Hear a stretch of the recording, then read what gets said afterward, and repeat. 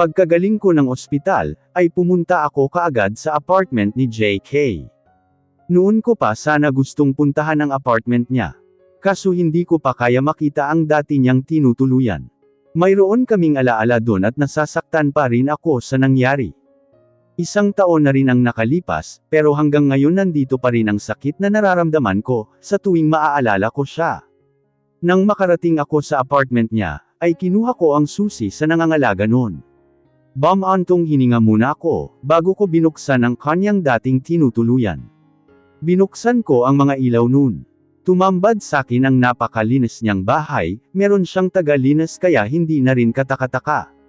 Ang mga gamit ay ganun pa rin ang ayos, at tila walang nagalaw.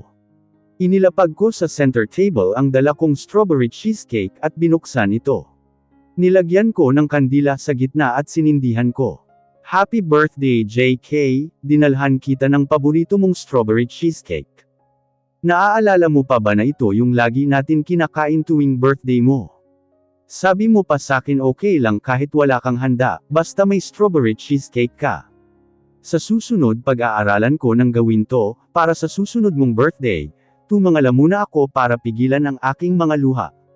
Naalala mo ba na lagi ka sa bahay nagse-celebrate tuwing birthday mo?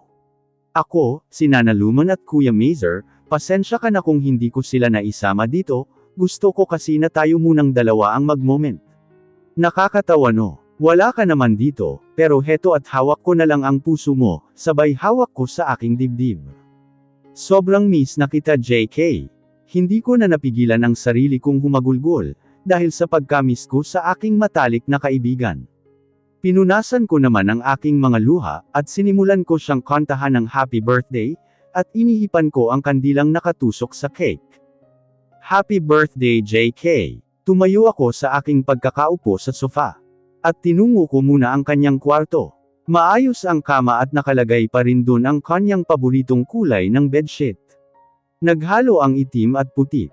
Umupo ako sa gilid ng kama, at marahang hinaplos ito. Dama ko naman ang tingin ko sa kanyang study table, malapit sa may bintana at umupo muna doon.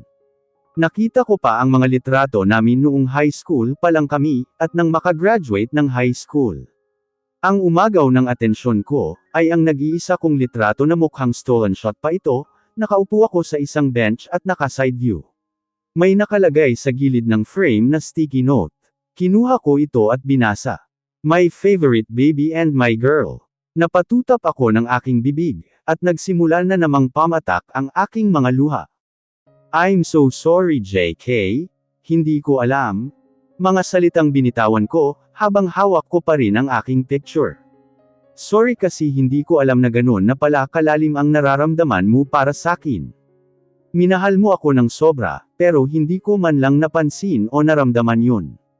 Akala ko okay na ako, natanggap ko na kasi nasa akin naman ang puso niya, pero hindi pa pala. Naririto pa rin ang sakit at pangungulila sa aking kaibigan. Maya-maya ay may napansin naman akong parang kumikinang sa side table ng kama niya. Nilapitan ko ito at nakita ang isang kwintas, at ang pendant nito ay puso. May sulat din akong nakita sa ibabaw nito at binasa ko. The Maybelline, this is my graduation gift for you. Hope you like it. Sorry kung late na, at hindi na ako ang magbibigay nito sa'yo, ingatan mo sana. Kung matanggap mo man ito, siguro sa mga oras na ito ay wala na ako sa tabi mo. Pero ito ang tatandaan mo, wala man ako sa tabi mo, nandyan lang ako sa puso mo, at lagi kitang binabantayan. I love you Maybelline, my favorite baby. Napaupo ako sa gilid ng kama, at hawak-hawak ang kwintas. Nabalot naman ng aking hagulgol ang buong kwarto. Sa gitna ng aking pag-iyak, ay humiga ako at yakap ang kanyang unan. Hindi ko na namalayan na nakatulog na pala ako. Hindi ko alam kung ilang oras ako nakatulog, tiningnan ko ang orasan sa side table ni JK. 6:00 na pala ng hapon, kaya bumangon na ako at nagayos.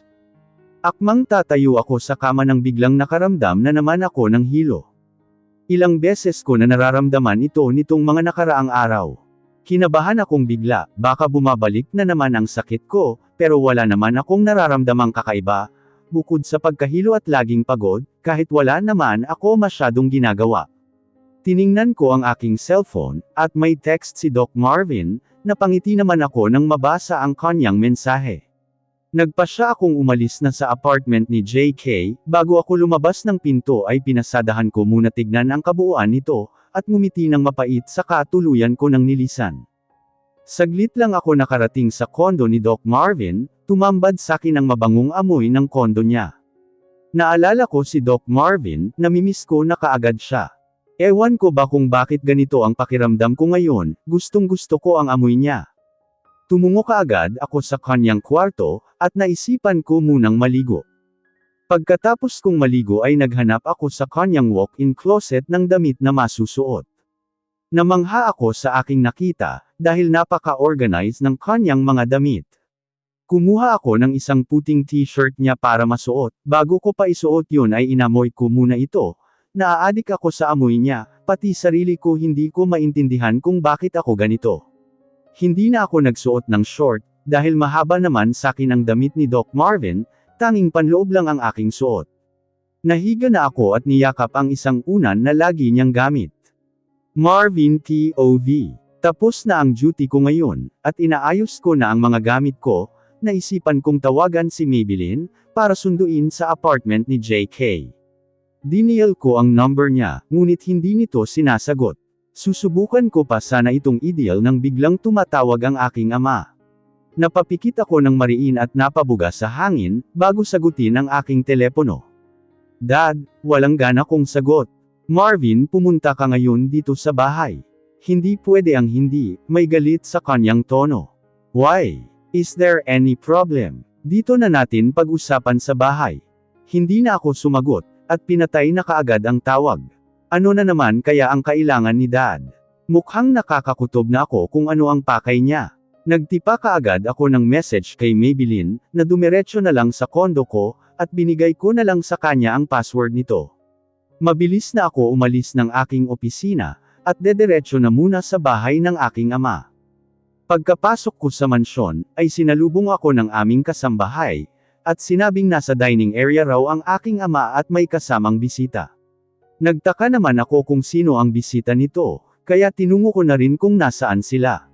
Pagkapasok ko mismo ng dining area, ay nagulat ako na naroon si Dr. Trixie at ang aking ama, na masayang nagkukwentuhan. Napansin naman nila ang aking pagdating. O iho, nariyan ka na pala, bati ni Dad. Why is she here? Sinulyapan ko si Dr. Trixie na nakangiti akong binalingan. Maupo ka muna, umupo naman ako sa kaliwang bahagi ng kinauupuan ni Dad, at katapat si Trixie. Pag-usapan natin ang magiging kasal niyo, para akong nabingi sa sinabing yun ng aking ama, at hindi ko na mapigil ang mapasigaw. What? Anong kasal ang sinasabi niyo? Hindi ba't iyon ang nakasulat sa magazine? Dad, that's not true. E di gawin nating totoo. Halos mapamura ako sa sinabi ng aking ama. Gagawin pa rin niya kung ano man ang gustuhin niya, pero hindi ako papayag na mangyari yun. Tinignan ko naman ng masama si Trixie. At pagkway tumayo na ako. Bakit hindi kayo ang magpakasal sa kanya, tutal kayo naman ang may gusto noon. Pasaway kang bata ka ah. Pagkasabi niyang yun ay tumayo rin ang aking ama. Ginagawa ko to para sa'yo. Are you sure na para sa'kin? Ni minsan ba tinanong niyo ako kung ano ang gusto ko sa buhay, at sino ang gusto ko? Lagi niyo na lang pinapairal yang kapangyarihan niyo. Lahat ng gusto niyo sinunod ko. Simula pagkabata, kung saan gusto niyong school doon dapat ako papasok, naging doktor ako dahil yun ang gusto niyo. Nag-aral ako sa Amerika, dahil yun din ang gusto niyo. Pati ba naman ito kailangan sundin ko pa rin? This is how you manipulated my life. Pero ngayon, hindi na ako papayag. Tumalikod na ako para umalis. Hindi pa ako nakakalayo nang muling magsalita ang aking ama. Sinong pinagmamalaki mo, yung babaeng sakitin na yon? Paano niyang nalaman ang tungkol kay Maybelline? She's not sick anymore. At pwede ba wag niyo siyang pakikialaman? Okay Marvin, let's see, hindi mo alam kung ano ang kaya kong gawin. Ama mo ako kaya ako pa rin ang masusunod. Huling sinabi ng aking ama, bago ako umalis ng mansyon. Pinaharurot ko kaagad ang aking kotse, at sabay hampas ko sa aking manibela. Kinuha ko ang aking cellphone, at dinial ang number ni Maybelline. Ngunit ring lang ito ng ring, nakailang ulit pa ako pero hindi niya pa rin sinasagot. Inihinto ko muna ang aking sasakyan sa gilid, at sinubukan ko ulit siyang tawagan. Pero bigo ako hindi pa rin niya ito sinasagot. Napamura na lang ako, at ginulo ang aking buhok. "Where are you babe?" Sabay hampas ko sa aking manibela. Sinubukan kong tawagan si Mazer, nagbabaka sakaling umuwi siya sa kanila. Nakailang ring lang at sinagot na niya ito. "Hello Marvin." Sagot niya sa kabilang linya. "Mazer, umuwi ba sa inyo si Maybelline?" "Wala pa siya dito, nag-text siya sakin kanina na pupunta raw sa condo mo pagkagaling sa apartment ni JK. Hindi pa ba kayo magkasama?" Ganun ba? Sige pupuntahan ko siya sa condo, baka nandun na siya, salamat." Pinatay ko na kaagad ang tawag, at sinimulan ko na ulit paandarin ang aking sasakyan. Nakapasok na ako sa loob ng kondo, ay saka ko tinawagan ulit si Maybelline. Napahinto naman ako nang may narinig akong tunog ng cellphone, sinundan ko ito kung saan nanggagaling. Nagtungo ako sa aking kwarto, at nakita kong may nakahiga at yakap ang isang unan. Medyo madilim sa kwarto, kaya hindi ko makita kung sino yun. Binuksan ko ang lampshade, at tumambad ang malaanghel na mukha ni Maybelline, na himbing sa pagtulog. Suot nito ang aking t-shirt, at bumaba ang aking tingin sa kanyang mga mapuputing hita. Napalunok akong bigla, at dam ako ang tingin ko sa kanyang mukha, napangiti naman ako. Umupo ako sa gilid ng kama, at hinaplos ang kanyang maamong mukha. "Nandito ka lang pala, kanina pa kita hinahanap," mahinang sabi ko. Hinalikan ko muna siya sa kanyang noo, at nagtungo ako sa banyo para maligo. Pagkatapos kong maligo ay sinulyapan ko siya, na mahimbing pa ring natutulog. Dahan-dahan naman akong tumabi sa kanya, at inilagay ko ang aking braso sa kanyang ulunan. Gumalaw siya at isiniksik ang mukha sa aking dibdib, kaya naman napangiti ako. Ang sarap naman dito ang bango, narinig ko pang bulong niya, napatawa ako ng bahagya. At hinaplos ang kanyang buhok, habang mahigpit ang pagkakayakap sakin. "Nagugutom ka ba? Anong gusto mong kainin?" Malumanay kong wika sa kanya. "Ikaw, you naughty?" Napaangat naman siya ng tingin sakin, na halatang inaantok pa. "Kanina pa kita hinihintay eh. Tumatawag ako sa'yo kanina hindi ka naman sumasagot." "Talaga?" Halata sa mga mata niya ang pagkagulat. "Opo kanina pa, nag-aalala ako sa'yo kanina, kasi hindi mo sinasagot yung tawag ko." "I'm sorry nakatulog kasi ako, hindi ko na malayan." "Napagod ka ba? Huwag kang masyadong magpapagod okay? Dapat ako lang ang papagod sa'yo." Nakangisi kong saad sa kanya, na sinama naman ako ng tingin. "Should we go to sleep or I'll eat you first?" Marahan naman niya kung pinalo sa braso na ikinatawa ko naman, kita ko ang pamumula ng pisngi niya, kahit na isang lampshade lang ang nakailaw dito sa kwarto. Walang sabi-sabing sinunggaban ko siya ng halik na ikinagulat niya, at kalaunay tumugon na rin siya. "I miss you babe." Sabi ko sa pagitan ng aming mga halik. Ramdam ko ang kanyang pagngiti. Ipinasok ko ang isang kamay ko sa loob na suot niyang t-shirt, at napansin kong wala itong suot na ano. "You don't wear ano ha?" Napakagatlabi lang siya. Di kalaunay umangat ako, at nakita ko ang lalim ng kanyang paghinga. "I love you so much babe." Paos na saad ko sa kanya, habang nakatitig sa kanyang mukha. "I love you too Dr. Marvin." Pagkasabi niyang yun at maalab ko naman siyang hinalikan, tinanggal ko naman isa-isa ang aking mga suot. At tumabi akong muli sa kanya. Sinimulan ko ng ginawa ang nais ko, at mahigpit siyang napakapit sa magkabilang braso ko. "I'm sorry babe," sabay halik sa kanyang noo. Tila musika ang aming mga boses na nanggagaling sa loob ng kwarto. Kapwa kami hinihingal at puno ng pawis, humiga ako sa kanyang tabi at niyakap siya ng buong higpit, at tila ayaw na siyang pakawalan. "Pakasal na tayo," wika ko sa kanya. Naramdaman ko lang ang marahan niyang pagtango, na alam kong napagod siya at medyo inaantok na. "Just sleep babe. I know you're tired." "Pinagod mo ako," tumawa ako ng mahina. "Sabi ko naman sa'yo ako lang ang papagod sa'yo eh." Niyakap niya ako ng mahigpit at inamoy-amoy. "Ang bango mo Doc Marvin." Sinubsob niya pa ang mukha niya sa aking dibdib, na ikinatok ako dahil ngayon lang siya naging ganito. Samobra yata ang pagiging clingy, na ikinatuwa ko naman, kaya hinayaan ko na lang. Maya-maya ay naramdaman ko ang malalim na niyang paghinga. Hudyat na nakatulog na siya. Nagising ako na wala na si Dr. Marvin sa tabi ko, tumayo naman ako sa kama, at lumabas ng kwarto. Ramdam ko pa ang hapdi sa pagitan ng aking mga hita, kahit na hindi ito ang unang beses na ginawa namin yun. Nakita ko siya sa may kusina na nakatalikod, at nagluluto ng almusal. Hinagod ko muna siya ng tingin, naka-topless lang ito at naka-boxers. My gosh, ang hot! Katawan palang ulam na, nasabi ko naman sa aking isipan. Tama nga ang sinabi ni Leonard, mukha siyang hindi doktor, para siyang model kahit nakatalikod, parang ang sarap papakin. Napailing-iling na lang ako sa aking kapilyuhan. Hindi ko na malayang kanina pa pala ako tinititigan ni Doc Marvin, at pilyong nakangiti sakin. Don't checking me out, ha? Pinamulahan naman ako, napansin niya sigurong pinagnanasaan ko siya. Lumapit naman siya sakin at niyakap ako, at hinalikan sa aking sentido. You can have me as your breakfast if you want. Bulong niya sakin, at pilyo na namang ngumiti. Pinalo ko naman siya sa kanyang braso dahil sa hiya. You're cute when you're blushing. Come here, hila niya sakin at pinaupo ako sa upuan. Sinondukan naman niya ako ng kanin, at nilagyan ng bacon and egg sa plato. At pinaglagay din niya sa baso ng fresh milk, katulad ng dati kape naman ang sa kanya. Are you still sore? Yeah, tipid kong sagot dahil sa hiya. Hindi pa ba nagbunga yung tinanim ko? Seryoso niyang wika sakin. Binalingan ko naman siya ng tingin, at nagpakurap-kurap habang nakaawang ang aking mga labi. Kumain ka ng marami, alam kong napuyat kita kagabi. Sabay halik nito sa aking pisngi, at nakita ko pa siyang ngumiti. Ihahatid niya muna ako sa bahay, bago siya pumasok sa ospital. Lula na kami ng kotse nang biglang tumawag si Kuya.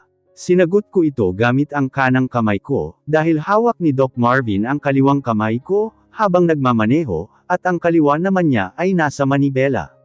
Ganito siya palagi kapag nasa sasakyan kami, at hahalikan niya ang aking kamay, which is unti-unti na rin naman akong nasasanay sa ganong gestures niya.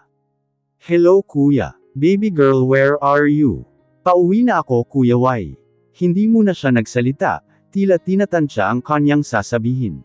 May ipapakilala sana ako sa'yo, nag-aalangan niyang sabi. Oh, siya na ba Kuya? Napasulyap namang bigla sakin si Doc Marvin. Actually I'm just starting to court her. That's great Kuya. Well, I'm on my way na, ihahatid ako ni Dr. Marvin.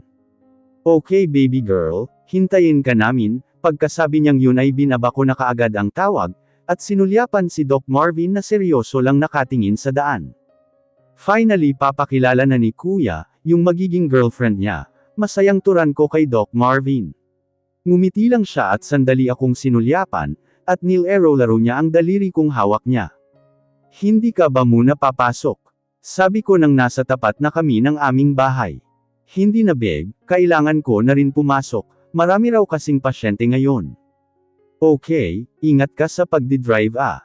Hinalikan ko lang siya ng mabilis sa labi, at bababa na sana ako nang bigla niyang haklitan ang braso ko, at hawakan ako nito sa aking batok, at siniil ng halik. Tumagal ng ilang minuto ang aming halik, at nang maghiwalay ang aming mga labi, ay pareho kaming naghahabol ng hininga.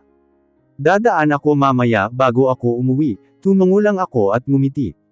Wala sa sarili kong bigla ko siyang niyakap, at sinubsob ang mukha ko sa kanyang leeg. Heto na naman ako, at sininghat-singhot na naman siya. Babe, are you okay? Doon lang ako napabalik sa ulirat, nang magsalita siya. Kaya napakalas ako ng pagkakayakap sa kanya. Okay lang, namiss lang din kasi kita, pagdadahilan ko sa kanya. Kapag kasal na tayo, kahit araw-arawin mo ako hindi ako tatanggi, sabay ngisi nito sakin na ikinahiya ko naman. Ha, kasal? Yes, amo o ka na kaya bawal nang bawiin, kung pwede nga lang bukas na bukas pakakasalan na kita natawa naman ako sa kanyang sinabi. Sige na Dr. Marvin, baka malate ka pa. Taboy ko sa kanya sa kamuli niya akong hinalikan sa mga labi, banayad lang yun. Hinintay ko muna siyang makaalis bago ako pumasok sa loob ng bahay. Pagkapasok ko sa may sala, ay sinalubong ako kaagad ni Leonard na abot tainga ang ngiti. Box kumusta naman? Namulaklak na ba ang diniligan ni Dr. Marvin? Sabi nito nang may kapalyuhang ngisi. Kinurot ko naman siya sa may tagiliran, na siyang ikinatili niya. Okay lang yan box, saka pananagutan ka naman ni Dr. Marvin kung sakali, inirapan ko lang siya at tinawanan lang ako. Nasaan nga pala si kuya? Pag-iiba ko ng usapan. Ay oo nga pala box, nasa garden sila, ang ganda noong kasama, my gosh. Girlfriend niya yata yun. Pero pamilyar siya hindi ko lang alam kung saan ko siya nakita. Humawak pa si Leonard sa kanyang baba, at kunway nag-isip. Tara puntahan natin, yaya ko kay Leonard. Hindi pa kami nakakalapit sa kinaroroonan nila, ay narinig ko na ang boses ng isang babae, na masayang nagkukwento kay kuya. Agad naman akong nakita ni Kuya Mazer, nilapitan niya ako at hinalikan sa noo.